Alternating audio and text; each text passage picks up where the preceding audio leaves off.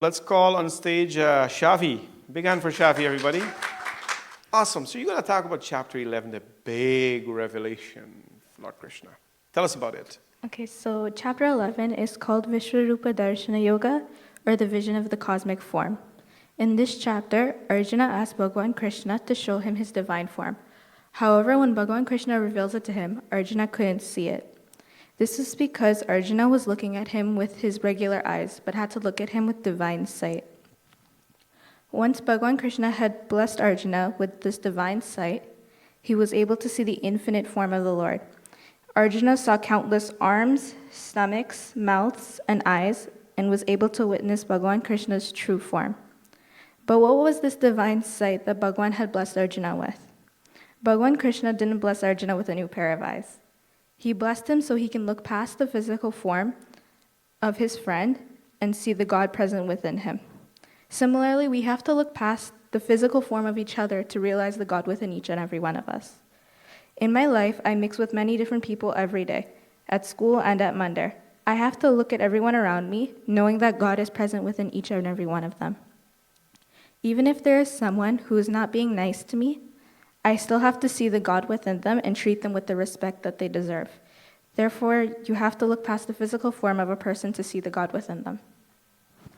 Amazing. So you talked about our Arjuna looking. We can't really see somebody's greatness unless we look past them. So Krishna gave Arjuna here in this chapter the divine sight, right? So only with the divine sight he could see Lord Krishna. Where can I buy this divine sight? Can I buy it somewhere? I want this sight. Can anybody buy this eyes anywhere? Yeah, you can buy it in the Mandir's gift shop. Oh, okay. I'm just kidding. Divine sight is something we can't buy. It has to be acquired. We can acquire it through looking past the physical form of each other and realizing that God is present within each and every one of us. But how do you look past somebody? Like, how do I look past your Shavi and see that you're something greater than Shavi? You have to realize that there is more to a person than just their physical body. So, for example, let's say I'm looking at a picture of my dad. If I just look at the picture, all I'm going to see is my dad. I'm not going to see anything more. But when you actually see my dad, you can realize all the things that he can do. Like he can teach, he can garden, and he can cook. So I think what I'm gathering from this is that instead of, you're looking past them, but a person reveals themselves, right? Exactly.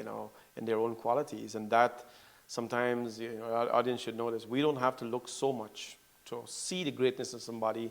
It is revealed, in their actions. So great.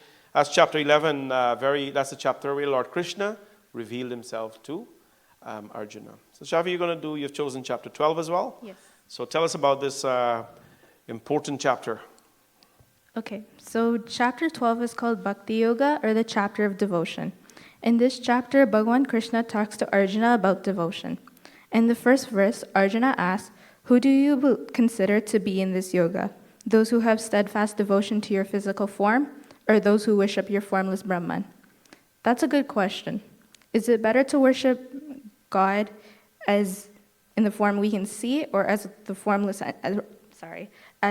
entity? Bhagavan Krishna simply responds by saying he considers those who fix his mind on him and are devoted to him with steadfast faith and devotion to be the best in this yoga. But whoever worships him formlessly can also attain God. So it doesn't matter how we pray to God as long as we pray to him with faith and devotion in our heart. Then Bhagavan Krishna explains that we should try and constantly think of him. If we do this and surrender our intellect to him, then we will always live within God. But what if you can't constantly think of God?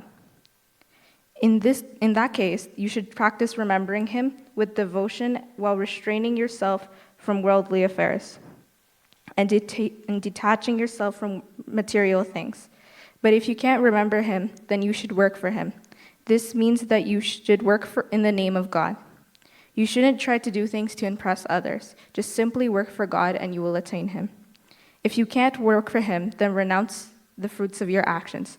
The fruits of your actions are the expectations you have from doing something. Everything you do, you should do selflessly and not expect anything in return. The Bhagavad Gita teaches us not to have any expectations as it leads to disappointment. It's like studying for a test. If you study properly, you should pass. You shouldn't have any expectations of passing or failing, because if you expect to pass and you end up fail, you're just led to disappointment.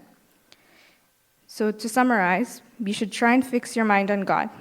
If you can't, you should practice remembering him. If you can't remember him, then you should work for him.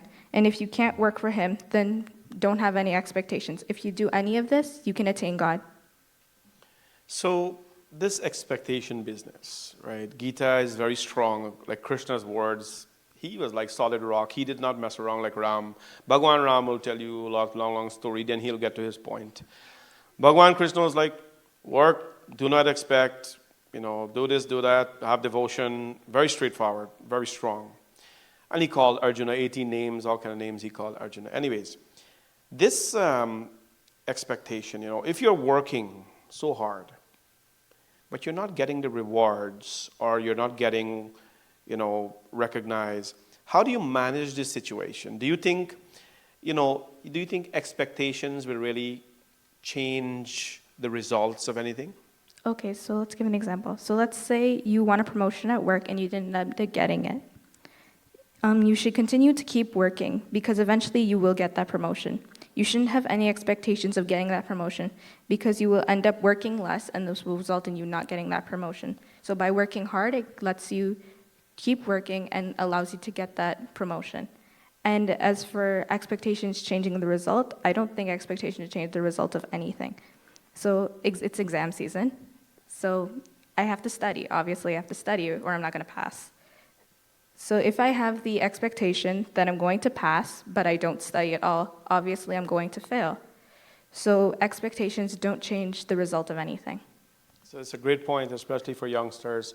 I think Krishna was very strong about this word called expectation in this. I'm glad we're talking about this because we have so much expectations about our children, and sometimes it becomes,